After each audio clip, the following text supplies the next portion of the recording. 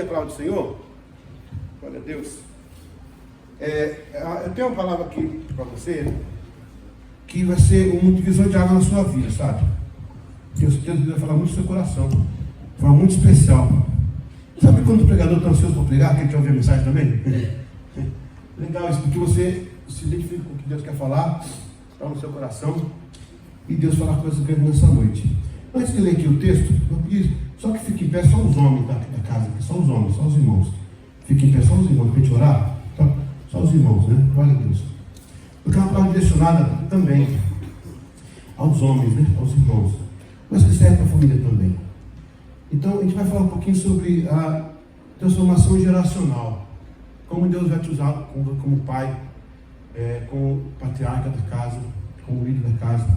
Mesmo que você, algum solteiro aqui, ainda não casou, mas Deus vai abençoar uma porta aí, você vai começar bem ouvindo essa mensagem nessa noite. Então eu creio que Deus tem algo muito importante hoje. Uma revelação profunda que você vai ter que degustar durante a semana inteira.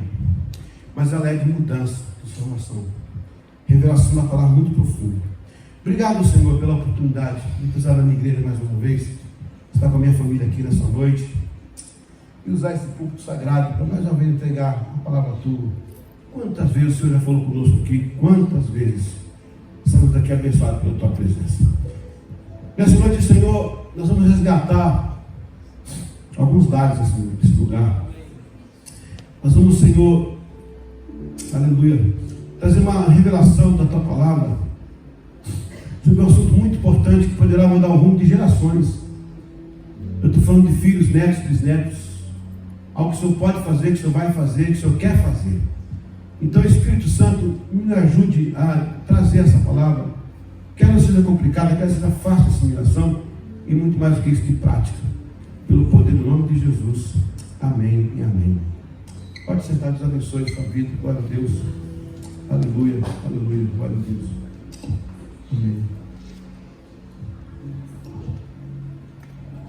Pode tirar o som aí.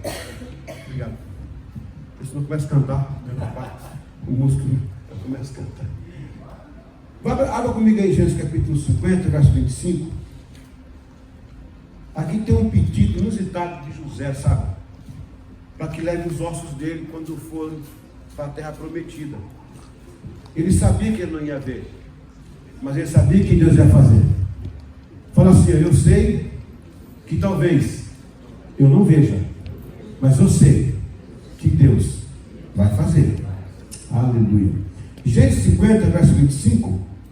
Deus certamente vos visitará e fareis transportar os meus ossos daqui. Agora, Êxodo 3:19. Êxodo 13:19. Moisés levou consigo os ossos de José, pois este havia feito os filhos de Israel jurarem solenemente, dizendo: Deus certamente vos visitará, levai, pois, daqui os meus ossos convosco. Você deve estar perguntando para mim, que tipo de mensagem é essa? Onde é que ele quer chegar com isso? Os ossos de José. Alguém já pregou sobre os ossos de José? Falar sobre o osso de José, é osso, né? O que tem a ver os ossos de José com a nossa vida? Você vai ter uma revelação muito profunda nessa noite. Havia alguma coisa que esses ossos representavam naquele momento. José sabe que vai acontecer, ele não vai estar no momento, mas ele pede que leve os seus ossos. E quando Moisés vai atravessar o mar, ele não esquece de trazer os ossos de José. Aqui tem uma comparação interessante entre José e Jesus, porque os dois estão também no mesmo patamar da transformação geracional. Então veja bem, por que isso era importante? A aliança com a terra prometida. José não queria que seus restos mortais ficassem no Egito, terra de exílio, mas sim na terra da promessa. Isso é um ato de fé, uma conexão com a promessa feita a Abraão. Leva meus ossos era um sinal de que ele cria no cumprimento da promessa de Deus, que ia dar a terra aos seus descendentes. Também um simbolismo de separação com o Egito. Mesmo que José tivesse sido exaltado lá, que ele foi lá primeiro-ministro, né? A identidade dele não era do Egito, era do filho de Israel. Ele não queria que ficasse nada para trás. Mas aí vai acontecer algo muito importante. O Salmo 114 é um salmo pascual. Ele é usado na celebração da Páscoa, quando os judeus comemoram a passagem do Mar Vermelho. Eles usam o Salmo 114. O que diz o Salmo 114? O mar viu isso e fugiu, o Jordão tornou atrás. O mar viu isso e fugiu, porque reconheceu algo ou alguém. Presta atenção. A tradição judaica, muitos intérpretes místicos ensinam que o mar viu os ossos de José e se abriu. José é o justo, é o tstaque, né?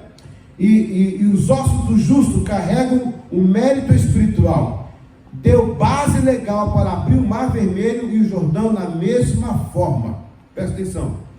Na verdade, não foi nem o cajado de Moisés que abriu aquele mar. Foi a presença dos ossos de José. Importante isso. Haveria uma mudança geracional. Não é uma bênção de cura, de milagre, de livramento, era mudança de gerações. Na Bíblia tem 3 pessoas que não registram pecados: Samuel, o profeta Samuel, o próprio José e Jesus. Os 3 trabalharam numa mudança geracional. Samuel trabalhou quando o povo de Israel mudou de subjúdice, que era um povo que era lidado por juízes, para Estado. Aí virou monarquia. Depois monarquia foi partidada lá com os filhos de Salomão, e seguiu-se então Israel como Estado. José aparece aqui na mudança de escravos para colonos. Lembrando que Israel, antes de José, da travessia, eles eram escravos do Egito. Depois da travessia, eles foram para Canaã, passaram o deserto, tornaram-se colonos agora na terra, por herdar daquela terra. Está relacionado aqui os ossos de José na travessia, está relacionado à vida de Samuel na travessia, na transformação, e também Jesus, quando ele morre na cruz, ele está fazendo uma geração transformacional. Ele está trazendo o povo das trevas para a luz. Por quê? Os três possuem base legal para a geração transformacional. Hoje nós temos Jesus, que morreu por nós na cruz, que substituiu o injusto que era eu. Nele, em Jesus, eu tenho justiça. Nele, em Jesus, eu sou justificado. Nele, em Jesus, eu tenho poder de mudança transformacional na minha geração. Em Jesus, Ele me torna justo para que eu possa operar a transformação dos meus filhos, dos meus netos e dos meus bisnetos. Coisa que eu não podia fazer sem Jesus.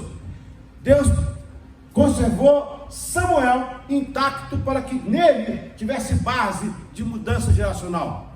Deus conserva José com base para a mudança. Ele morreu, não teve como ver, mas os ossos dele estavam ali.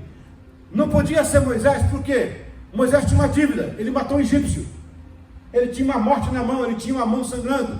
Embora ele foi perdoado, foi uma defesa, aí tem um bocado de coisa, mas ele tinha matado alguém. Ele não tinha poder jurídico, base legal para que Deus nele operasse por justiça para tirar uma geração de um lado e colocar para o outro. É uma mudança de geração, não é uma cura, não é uma bênção, é uma geração que está sendo mudada.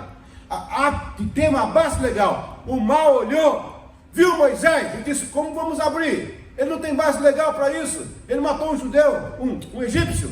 Mas Deus disse: olha, os ossos de José estão aí. O mar viu os ossos e fugiu. O mar se abriu diante dos ossos do justo que estava lá. Graças a Deus que hoje temos Jesus, que nele eu tenho base de justiça para que a minha vida mude meus filhos, meus netos e meus bisnetos. Por isso que nessa noite eu leio com vocês, e daqui a pouco eu vou lá de novo, eu vou continuar aqui, para vocês entenderem o poder que vocês têm na mão para tocar a sua geração. A legalidade espiritual é a porta geracional. José foi uma pessoa íntegra, e isso deu legalidade na abertura do Mar Vermelho. Sim, essa é uma leitura espiritual e revelacional. Foi tentado e permaneceu puro, no caso da esposa de Potifar. Foi perdoado e perdoou seus irmãos. Foi um redentor, salvou seus irmãos da fome. Viveu como filho de Israel no Egito, sem se corromper. Os ossos do justo, segundo a tradição judaica, liberaram méritos para a geração seguinte. Levar seus ossos era como carregar a fidelidade de uma geração passada, que se transforma em chave para a próxima. Abrir o mar foi um ato físico, sim, mas com bases espirituais, santidade de José e a fé de Moisés, aliança com Deus e com seus patriarcas. A simbologia é profética nisso aí, ó. Os ossos de José são sementes da promessa que não foram esquecidas. Meu Deus, perto, isso aqui é muito forte. Os ossos eram a semente. Quando você vai plantar alguma coisa, não tem a semente que você joga lá? Os ossos de José era a semente de que Deus iria gerar a terra prometida, porque já havia uma base legal garantida, que ele podia tirar o povo do Egito e mandar para Canaã, porque havia uma base legal agora, aleluia. Eles representam a fé que ultrapassa gerações. O mar não fugiu só por causa do cajado de Moisés, o mar reconheceu uma linhagem santa. Levar os ossos foi uma declaração espiritual. Estamos saindo do Egito, mas levando conosco a essência da fidelidade. José é uma ponte entre a geração de Jacó e a geração de Moisés, um verdadeiro portal geracional. Agora, interessante como ele se relaciona com Jesus. Olha como ele se aproxima aqui, ó. José foi vendido por seus irmãos. Jesus foi vendido por quem? Um dos seus discípulos, foi Judas. José foi vendido por 20 moedas de prata, e Jesus? Por 30. Pessoal é rápido, hein? Pessoal conhece o livro, hein?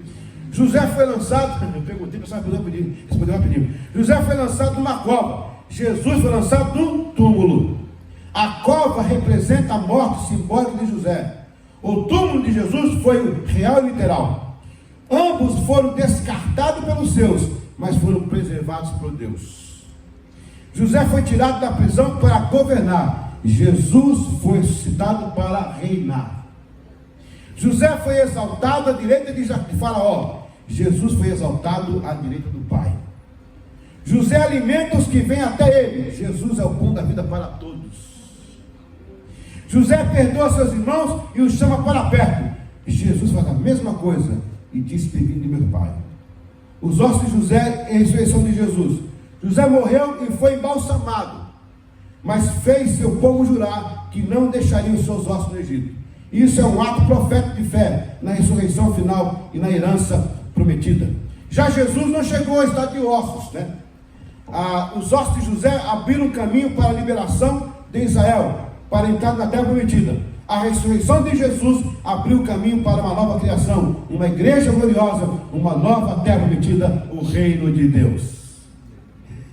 Os ossos de José chegou até esse ponto, porque ele finalizou a sua vida, assim como Israel também finaliza, e a igreja será para sempre eterna. Por isso que não teve osso no caso de Jesus, só a ressurreição. José é a sombra, Jesus é a realidade.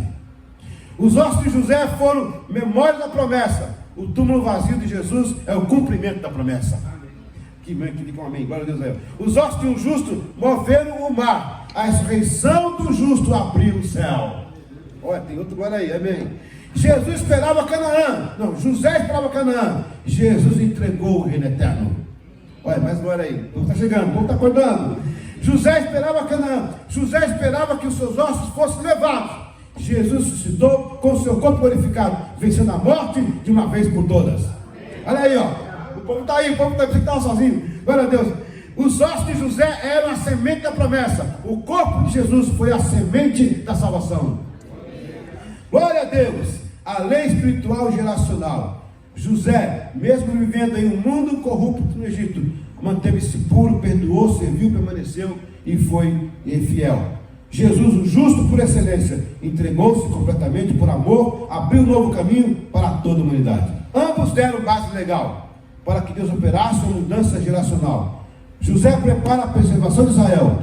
Jesus prepara a preservação da igreja eterna. Aleluia. E aí, há uma coisa aqui muito interessante. A justiça, a integridade, o perdão, a fé dos pais constrói o caminho espiritual para os filhos. E ao se manter em santidade, os pais liberam legalidade para agir na linhagem dos filhos. Que oração, precisa de uma hora agora. Agora é forte o negócio. Meu Jesus, que eu tenho que deixar a segunda parte outra vez. Vamos lá, vamos tentar aqui resumir. A coisa é mais profunda do que você imagina. Porque quando Deus te deu a paternidade como herança, a mãe também, os dois participam disso aí. Você está gerando uma linhagem no seu filho, na sua criação. E há uma coisa muito pesada que eu vou falar. Está filmando, né? vou tentar ser menos polêmico para não dar problema depois da internet. Há pais. Ei, como é que eu faço isso? Há pecados que filhos cometem, que os pais não cometem aparentemente, mas o pai comete sim. E o filho comete lá. E você fala, peraí, mas o pai não fala. Não, o pai, alguma coisa está aberta para que o filho faça a mesma coisa que o pai está fazendo. Pecados escondidos do pai vão sendo revelados no filho.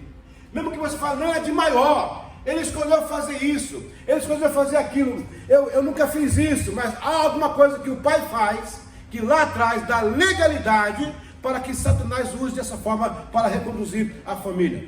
Da mesma coisa a santidade. Tem filho que está sendo abençoado e não merece. Vou rasgar aqui. Tem filho que não merece, mas o pai é consagrado, a mãe é consagrada, ora, e por amor do pai e da mãe, esse troço está sendo abençoado. Desculpa. Ele fala outra coisa, mas está filmando, né? O que acontece é que a linhagem que nós carregamos, gente, eu não sugiro nada. Aliás, de vez em quando você vê um cara na rua pescando, ele nasceu de alguém. Você está aqui hoje porque 11 mil pessoas diretamente, né? Agora, nós nascemos de uma mulher só lá atrás, né? Da Eva, né? O senhor Adão, lá de trás. Mas aqui agora você está aqui logo que tem 11 mil pessoas que disseram assim, ó, vai valer a pena nascer. Vai valer a pena o Vitor vir ao mundo. Tem 11 pessoas que disseram assim, ó, esse cara vai ser um professor de matemática fora de série. Então, há 11 pessoas que disseram assim, ó, vou investir. E você nasceu. Nós carregamos essas heranças, não tem jeito. A nossa forma de ser, nossa forma de fazer. Tem hora que você faz coisas que você não entende que você faz. Você fala assim, mas por que eu fiz isso? Reflexo de alguém lá atrás. De um pai, da mãe, do avô, do avó, do bisavô, do trisavô, do quatro-tritavô, do hectavô, dos canchavô. Alguém lá atrás que, sabe? Você foi salvo por Jesus, mas os ossos é do vovô. Você foi salvo pela cruz, mas aqui o sangue é do vovô ainda, aquele vovô lá. É ele, aquele lá. E eu já vi muitos pais que às vezes nem entendiam essa mensagem, mas mudaram a geração dos seus filhos. Quando você ajoelha por um filho, você está provocando todo o céu, espantando todo o inferno. O diabo nos mantém muitas vezes, não é que nos mantém, não tem nada de similar, mas ele sugestiona uma certa ocupação para que eu não tenha esse poder de bênção na vida do meu filho e da minha filha. Certo rapaz adoeceu, era um menino de 12 anos, adoeceu. Ele ficou se entrevando, uma doença que ele ficava entrevado, daqui a pouco ele entrou em coma e ficou no hospital lá, entre a vida e a morte. E a família visitando, preocupada. Um dia o pai falou, eu vou me despedir do meu filho hoje, ele vai estar morrendo, já está sendo coma agora, não fala mais nada. E o pai sentou numa cadeira e do nada ele começou a contar o dia dele. Olha, hoje filho, fui fazer as entregas, né? O carro quebrou, foi uma dificuldade, o trânsito estava assim, e tal. E ele começou a contar o dia, olhando para o chão, nem prestou atenção. Aí a enfermeira-chefe entrou, e viu que as máquinas começaram a acusar alguns sinais diferentes. Ela falou, mas você que? Pegou o prontuário dele e falou, olhou para o pai dele e falou, você pode continuar conversando com ele? Aí continuou conversando, que é sua vida aí, vai contando. Ele não está me ouvindo, ele está assim, vai lá. Ela notou que mudou ali, ele foi embora, ela chamou o médico e falou, olha, aconteceu um fenômeno, o menino está aqui há tantos meses, com o mesmo quadro, mas o pai chegou aqui hoje, ele começou a falar sozinho, olhando para o chão, comentando a vida dele, e teve uma reação das máquinas. O médico falou, você pode voltar de novo, fazer uma coisa? Posso? E ele começou a fazer, e cada vez que ele fazia, contava o seu dia a dia, ia reagindo. Em 3 meses o menino sentou e disse, pai, o que faltava era essa conexão de pai. Ela contava para a pobrinha, é isso mesmo, dá bom dia a cavalo, que você acha que não é importante, que não tem interesse, que é coisa banal, meu filho, minha filha não vai, não, e aí que está a linha geracional. Só que nós temos um privilégio além de Samuel e além de José, um privilégio que ninguém teve, só eles tiveram depois de Jesus, é que nós agora temos um justo, aleluia. Temos um justo que nos justifica. Se você, pai, se levantar e disser assim, meu filho, minha filha, meus netos, minhas netas, meus netos, vão ser uma raça de Deus, uma linhagem santa, um povo que vai abençoar a terra, Deus vai fazer isso. Em Jesus, você tem mais legal para essas coisas. do que um justo que substituiu na cruz do Calvário. Um justo que tem poder de fazer isso acontecer, que tem poder de fazer isso. Eu não sei quem lembra aqui do tempo do bença pai e bença mãe. Ainda tem lá em casa isso hoje, até as netinhas, né? Olha, eu estou com 6 netas agora. Estou chegando lá em 6 princesas. Eu chego na casa da minha filha, ela fala assim: pai, por favor. Eu falei: nem cheguei. Por favor, o quê? As meninas falam assim: graças a Deus o vovô chegou. Eu mando por lá do muro para a gente segurar, né? Mando por lá do muro. Aí quando eu fui embora, fica falando sozinho, quebra a perna. Jesus, pai, não faça isso. Sabe, gente, quando você entende isso aqui, você não está sozinho nessa terra. Esses filhos, esses netos, não pediram para vir ao mundo. Você que trouxe, agora se vira. É a sua geração que está em jogo. Existe uma pesquisa, acho que não estou com ela aqui agora, sobre o Jonathan Edwards e um advogado da época que se levantou contra ele. Não estou com ela aqui agora. Mas na época de Jonathan Edwards, que foi um grande pensador americano, um grande pastor americano, se levantou lá um homem contra ele, mas falava mal dele, fez artigo contra ele, perseguiu aquele homem de tanta forma. Mas depois da morte dele, que foi em 1700, um pesquisador fez uma contagem da linhagem dos dois, do advogado que falava tanto mal do pastor, e o Paulo falava que derrubar ele, queria acabar com ele, e do pastor. A linhagem do pastor deu 3 presidentes americanos, senadores, deputados, médicos, psicólogos. Do outro cara que falava, deu bandidos, traficantes, condenados, 2 linhagens. Nós somos os responsáveis. Eu acho que um dia no céu vai ter uma reunião com os pais. Com os pais. É verdade. Com os pais. Eu tenho levado muito a sério esse tipo de mensagem, gente. Porque vivemos uma geração onde há muitos pais irresponsáveis. Temos passado isso, filho que se vire, a vida que se vire. E não é assim, não. Eu não posso gerenciar muita coisa nos meus filhos. Eu estou com 2 filhos agora, os Estados Unidos lá, o Aaron e o Asif. Eles estão na universidade, estão na Jax. O Asif está fazendo administração e o Aaron está fazendo engenharia cibernética. Profundo negócio. Eles já têm a vida deles próprios. Eu só ligo para aconselhamento, mas eles veem em mim alguma coisa, uma âncora. Pai, o que o senhor acha? Esse pai, o que o senhor acha? É semente de geração. Pai, o que o senhor entende disso? É claro que eu não estou mandando, ele vai tomar a decisão dele. Mas eu tenho que entender que Deus, o problema é a gente não usa o que a gente tem. Esse que é o problema.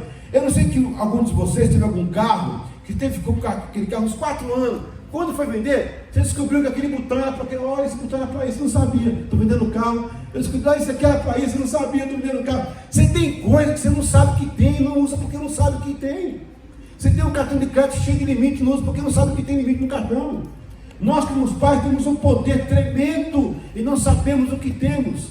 Nós temos base legal de Deus para se posicionar, irmã. Ele diz assim: olha, minha família, aleluia. Como disse Josué, o que ele falou? Eu e a minha casa serviremos ao Senhor, aleluia. Não vai ter para o diabo aqui, não. Deus não te deu filhos para ir para o inferno, gente.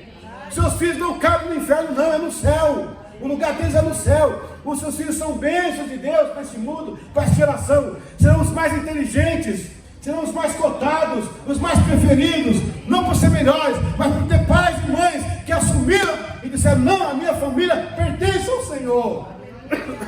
Glória a Deus. Aleluia. Amém, igreja?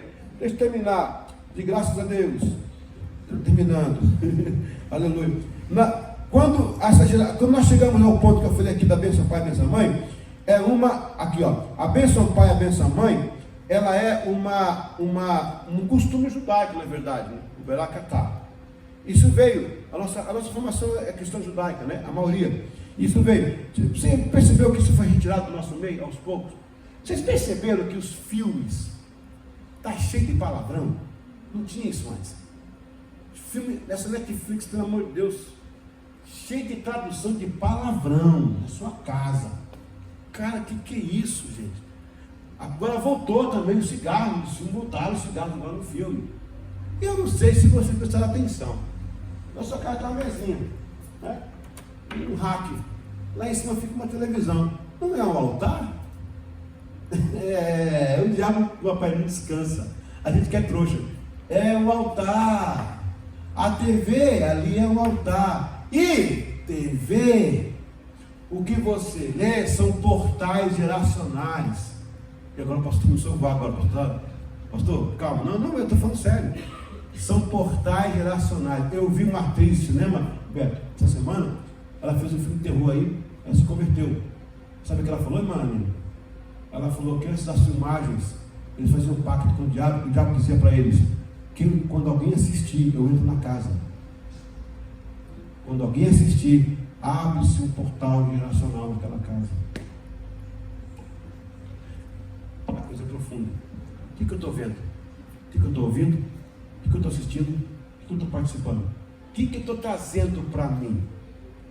Você está bonito, arrumado, e você tem um celeiro cheio de feno. Alguém disse assim, se você conseguir passar aqui do outro lado limpinho, vou te dar R$1 milhão. A pessoa consegue sair do outro lado limpinho? Um lugar cheio de feno mesmo? Vai ter alguma coisa, vai pegar, por mais que você fale, não, eu sou crente, alguma coisa está acontecendo com esses portais geracionais. Vou falar outra coisa aqui, hoje é o dia, né? Meu Deus. Quando eu faço compra com a minha esposa, a gente chega em casa, antes de guardar, cara, a gente põe a sacola lá em cima e a gente ora, sabe? Porque muitos produtos vieram de terrenos de macumba, de pactos espirituais, de sacrifícios, vieram de situações, sabe, para vender. Eu vendo porque eu compro porque eu preciso. O diabo não fez eu comprar nada, não, porque eu preciso. E se fez negócio bom, dançou. Eu vou comprar e vou consagrar, acabou. Chega na minha casa, eu coloco lá, nenhum daqueles pactos não vão para os meus armários, eles ficam ali, acabou, quebrou ali.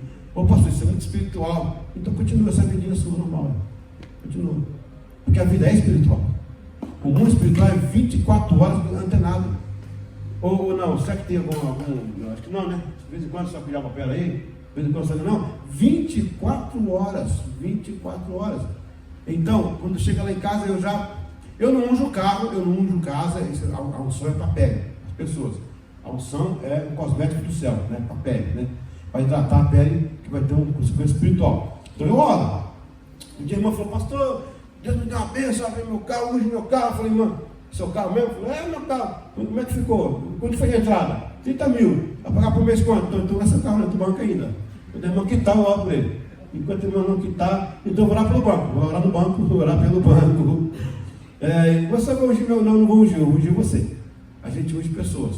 Só que aquele carro foi de quem? O que esteve ali dentro? Quais palavras foram faladas ali? Aquela casa eu comprei. O que foi falado ali? Eu olhei para um casal na Nova York, para o pastor na Nova York. Um casal comprou uma casa muito boa no local, perto de Greenwich, muito boa e muito barata. Eu falei, gente, o que aconteceu? Ninguém ficava naquela casa mal assombrada, não sabia. Aí fui orar, começar a abençoar o dinheiro lá, irmã. Orei por ele. Quando eu estava terminando de orar, pastor Gilmar, eu vi uma mulher no chão, ensanguentada, com uma roupa, camisa branca, suja de sangue, uma saia preta. Aí eu olhei assim, eu falei, eu não sou de ter visão assim, eu não tenho visão, Deus me usa com visão. Mas aquele dia eu vi. Eu falei, irmão, eu vi uma coisa aqui agora, uma mulher aqui ensanguentada. Ela falou, você falou para ele, o marido? Falou o quê? Não, o quê? Eu falei, o quê, irmã? A irmã não sabe não? Eu falei, o quê? Não, essa casa aqui ninguém compra porque morreu uma mulher aqui, esfaqueada, há muitos anos. E todo mundo que compra, ouve a voz dela aqui, ouve coisa dela aqui. E a gente comprou sabendo, então o senhor foi orar por causa disso. Eu falei, legal. E repreendemos. E nunca mais aquilo aconteceu e eles ficaram felizes. O ato, José, o assassinato naquela casa foi um ato legal, espiritual cometido ali.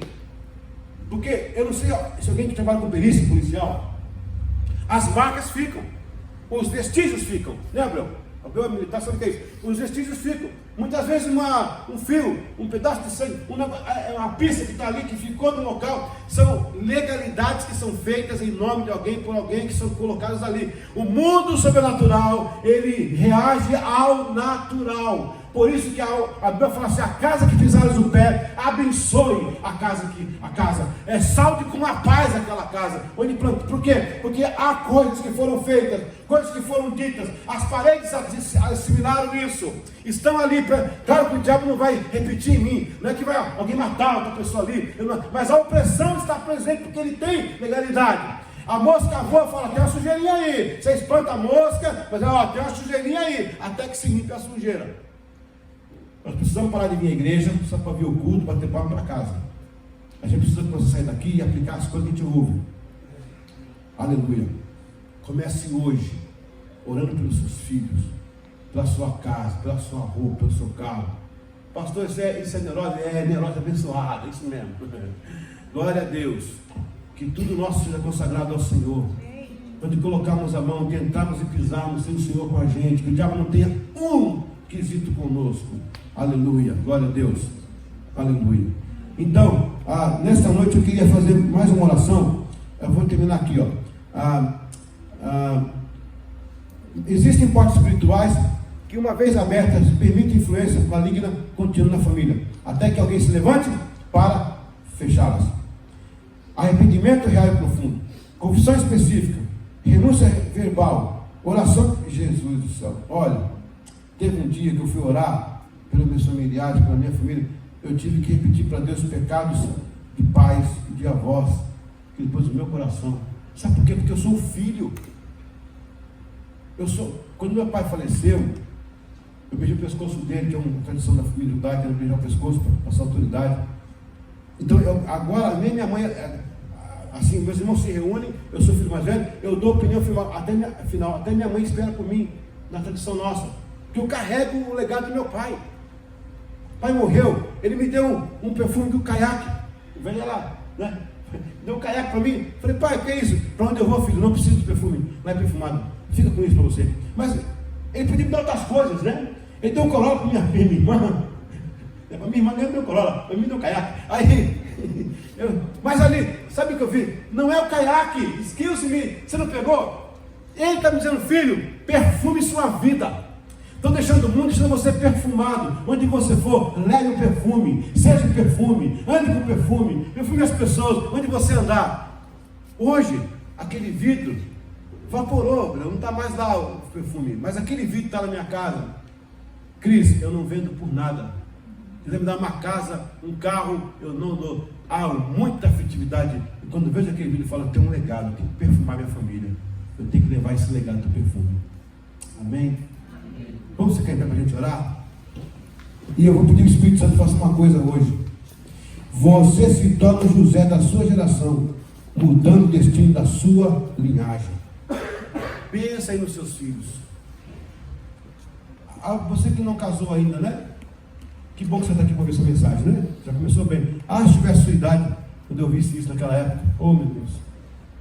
Feche seus olhos agora, pensa nos seus filhos. Pensa agora nos seus netos. Se houver bisnetos, eu não vou desanimar, mas você é responsável. Não, minha filha casou, tem um marido, meu filho casou, tem uma esposa. Mas o rosto do vovô está lá. O rosto do vovô não saiu não, está ali. Aleluia. Aleluia. E tem muitas pessoas aqui que estão sendo abençoadas, nem sabem, por causa dos seus pais. Teve orações que foram feitas de madrugada com joelho de choro. E você está sendo abençoado por tabela. O diabo não vai tirar de nós esta legalidade.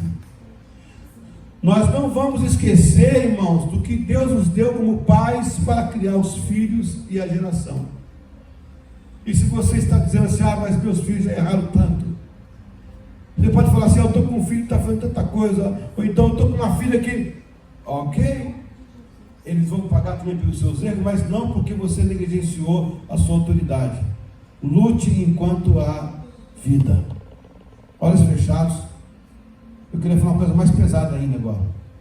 Se você entregou seu filho para Jesus, se você entregou a sua filha para Jesus, eles podem até desviar um tempo. Eita, segura essa forte. Eles podem até desviar um tempo, sair da igreja, fazer muita coisa errada. Se Deus nos levar, eles terão tempo antes da morte para reconhecer isso aí. Porque há uma oração de um pai que tem autoridade de uma mãe na vida dessa criança.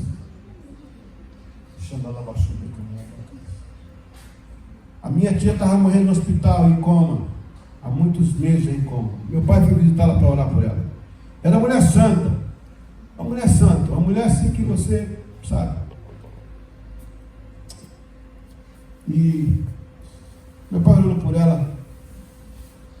por ela, disse: Senhor, mas essa mulher, quando ele foi sair do quarto, o Senhor falou com ele: fala para ela liberar perdão. O coma, gente, é muito importante isso. Às vezes o coma é Deus esperando para resolver uma situação sobre aquela pessoa. Alguém orou por ela como pai, como mãe. Eita, você está entendendo? Meu pai voltou e disse: Berenice, passa a língua na boca se você tem que perdoar alguém. E ela passou a língua na boca e falou: ai meu Deus, Berenice, isso está segurando você aqui. Faz uma oração de perdão agora, libera essa pessoa. E ela ficou quietinha uns 3 minutos. Quando meu pai deu as costas, ele viu o suspiro dela, o último suspiro, ela foi estar com Jesus. Como é forte isso! Você não sabe o poder que você tem para a sua família. Aleluia. Glória a Deus. Glória a Deus. Oh Jesus. Aleluia. Muito obrigado por tocar comigo em Ré maior. Bondade de Deus. Te amo, Deus. Feche seus olhos. Oh Pai, estamos resolvendo o problema de geração nessa noite.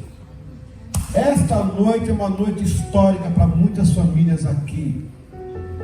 E como pais, como mães, estão dizendo: nossos filhos não pertencem ao inferno. Nenhum deles. Nem o neto, nem o bisneto, nenhum deles.